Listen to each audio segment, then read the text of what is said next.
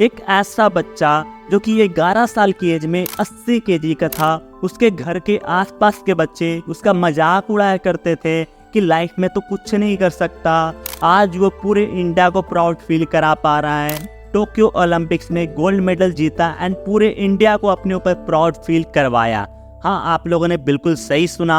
आज हम लोग बात करने वाले हैं नीरज चोपड़ा के बारे में, जिन्होंने टोक्यो ओलंपिक्स एंड और भी बहुत सारे international and national level championships को जीतकर इंडिया को हमेशा रिप्रेजेंट किया है एंड इंडिया को हमेशा प्राउड फील करवाया है। एंड आज हम लोग इनकी कंप्लीट स्टोरी को जानने वाले हैं, क्योंकि इनकी स्टोरी बहुत ज़्यादा मोटिवेटिंग है एंड बहुत ज़्यादा स्ट्रगल से भरी हुई है। यदि आप भी अपने पैशन को फॉलो करना चाह रहे हो बट कुछ प्रॉब्लम आ रही है तो इस वीडियो को आप लोग लास्ट तक देखना। तो चलिए शुरू करते हैं। इनका जन्म 24 दिसंबर 1997 को हरियाणा के एक छोटे से गांव खांदरा में हुआ था, जो कि पानीपत में है। उनकी कंप्लीट फैमिली खेती किया करती थी एंड एक फार्मर फैमिली से बिलोंग करते थे। वो अपने घर के सबसे बड़े लड़के थे, जिसके कारण उनको बहुत ज़्यादा दुलार किया जाता था। एंड उनकी जो सबसे ज़्यादा फैमिली मेम्बर में जो प्रिय थी वो थी उनकी दादी माँ, जो कि उसको बहुत ज़्यादा बटर घी ये सब खिलाया करती थी, जिसके कारण उनका वेट सिर्फ और सिर्फ 11 साल में 80 केजी हो गया था। अब जैसे ही इतना केजी वेट उनका बढ़ गया तो मोहल्ले के बच्चे लोगों ने उनका मजाक उड़ाना स्टार्ट कर दिया। एंड ऐसा एक इंटरव्यू में खुद उन्होंने बताया है कि आसपास जो उनको ताना मारा जाता था, जो उनको बोला जाता था, उसके कारण उनका सेल्फ कॉन्फिडेंस बिल्कुल टूट गया था, बिल्कुल लूज हो गया था। एंड वो कहते थे कि मैं कुछ नहीं कर सकता अपनी लाइफ में, ऐसा वो अपने आप को बोले, इंटरव्यू में बोले हैं। बट उनकी फैमिली को जैसे ये रियलाइज हुआ कि हाँ इनका वेट कुछ ज़्यादा बढ़ गया है, देन उनकी फैमिली ने उनको रनिंग करने के लिए बोला। एंड फिर नीरज अपने चाचा के साथ मिलकर रनिंग करने जाने लगे।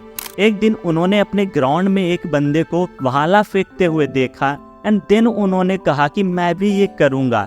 एंड देन उन्होंने वहाँ से अपनी जैवलिन थ्रो की जर्नी स्टार्ट करी। वहाँ पर जो लोग जैवलिन थ्रो कर रहे थे, इन्होंने बोला कि मुझे भी एक बार ट्राई करना है। एंड जब इन्होंने थ्रो करा, सारे लोग शॉक्ड हो गए कि कैसे एक पर्सन जिसने कभी भी जैवलिन थ्रो नहीं करा है इतना ज़्यादा अच्छा कैसे थ्रो कर रहा है। फिर सभी लोगों ने इसको मोटिवेट करा कि हाँ तुम इसी को अपना करियर बना सकते हो। देन उन्होंने ठाना कि अब मैं जैवलिन थ्रो में ही अपना करियर बनाऊंगा। एंड देन फिर उन्होंने अपनी ट्रेनिंग स्टार्ट करने का सोचा। बट यार कहते हैं ना, मुसीबतें आती है तो चारों तरफ से आती है। अब यहाँ पर इनके सामने एक प्रॉब्लम थी, इनके पास जैवलिन तो था ही नहीं, तो थ्रो करेंगे किसको। तब इन्होंने अपनी फैमिली को बताया कि मुझे जैवलिन लेना है। उस टाइम जैवलिन का जो कॉस्ट था वो था 1 लाख रुपये।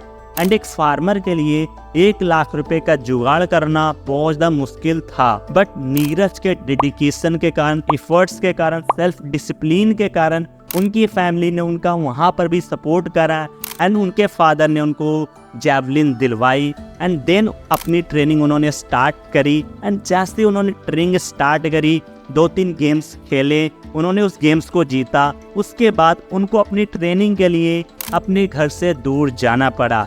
अब उन्होंने अपने घर से दूर गए, वहाँ पे फिर से अपनी ट्रेनिंग स्टार्ट करी। एंड ट्रेनिंग करते करते ही उन्होंने बहुत सारे नेशनल लेवल पर चैम्पियनशिप्स में पार्ट लिया, वहाँ पर जीता एंड अपनी फैमिली को प्राउड फील करवाया। अब जब उनका स्पोर्ट्स में इतना अच्छा चल रहा था तो आप सभी को पता है कि स्पोर्ट्स के थ्रू इंडियन आर्मी में सिलेक्शन होता है। एंड इसी तरीके से नीरज चोपड़ा का भी इंडियन आर्मी में ऑफिसर लेवल पे सिलेक्शन कर दिया जाता है। जैसे उनका सिलेक्शन हो जाता है, अब उनकी ट्रेनिंग का जो खर्चा था उसके लिए उनको अपने पेरेंट्स पे डिपेंड होना नहीं पड़ा। बट यहाँ पर वो जैसे ही गए आर्मी में, उनको 2 बहुत ही इंपॉर्टेंट चीज़ें सीखने को मिली। पहली चीज़ थी डिसिप्लिन, बिकॉज आर्मी में डिसिप्लिन होना बहुत ज़्यादा इंपॉर्टेंट होता है। एंड नंबर 2, मेंटल हेल्थ को कैसे मैनेज करें। एंड ये दोनों क्वालिटीज उनको आज तक हेल्प करती है। ऐसा उन्होंने खुद कहा है, मैं नहीं बोल रहा। तो ऐसा उन्होंने खुद कहा, तो उनको आर्मी में जाने से बहुत ज़्यादा फ़ायदा मिला, फाइनेंशियली भी फ़ायदा मिला एंड मेंटली भी फ़ायदा मिला। अब उन्होंने वहाँ से फिर से अपना खेलना स्टार्ट करा। फिर से उन्होंने नेशनल लेवल पर बहुत सारे चैम्पियनशिप्स जीते एंड फिर उनको मौका मिला इंटरनेशनल लेवल पर सीखने का। जिंदगी को ये मंजूर नहीं था। फिर उन्होंने एक गेम के लिए खेलना स्टार्ट किया। गेम के कुछ ही टाइम पहले उनके हैंड में इंजरी हो गई। अब उन्हें इस इंजरी को सही करके जल्दी से जल्दी प्रिपेयर करना था ताकि उस गेम में जीत पाएं। बहुत ज़्यादा प्रॉब्लम को फेस करने के बाद उन्होंने ज़्यादा प्रैक्टिस करी, ज़्यादा अच्छे से डाइट्स लिए एंड जो भी चीज़ें इंपॉर्टेंट थी उन्होंने की एंड देन फिर उन्होंने गेम खेला एंड फाइनली फिर से वो इस गेम को जीत जाते हैं। अब बात आती है यहाँ पर हमारे मेन मोमेंट्स की, that is Tokyo tournament, Tokyo Olympics. But आसान इतना नहीं था क्योंकि उसके लिए उनको प्रैक्टिस करनी थी एंड उतनी फैसिलिटीज़ हमारे इंडिया में नहीं थी एंड अनफॉर्चुनेटली उस टाइम इंडिया में लॉकडाउन लग चुका था। अब लॉकडाउन है तो भाई वर्क करेंगे कैसे, प्रैक्टिस करेंगे कैसे, क्योंकि ओलंपिक्स 4 सालों में एक बार होता था। अब इन्होंने ठान लिया करना है तो करना है।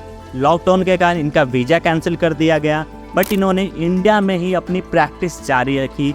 कुछ ही टाइम के बाद इनको यूरोप का वीज़ा मिल गया एंड ये अपने कोच के साथ यूरोप जाकर अपनी प्रैक्टिस करना स्टार्ट कर दिए एंड फिर वहाँ से इनको वापस आना पड़ा। फिर इंडिया में ही प्रैक्टिस करी एंड देन उसके बाद उनको एक गेम खेलना पड़ा साउथ अफ्रीका में जाकर, जहाँ पे उन्होंने अपना एक न्यू रिकॉर्ड बनाया एंड वहाँ पर रिकॉर्ड बनाने के बाद वो टोक्यो ओलंपिक्स के लिए क्वालिफाई हो जाते हैं एंड देन वो फिर से प्रैक्टिस करते हैं, फिर से प्रैक्टिस करते रहते हैं एंड देन मौका आता है टोक्यो ओलंपिक्स।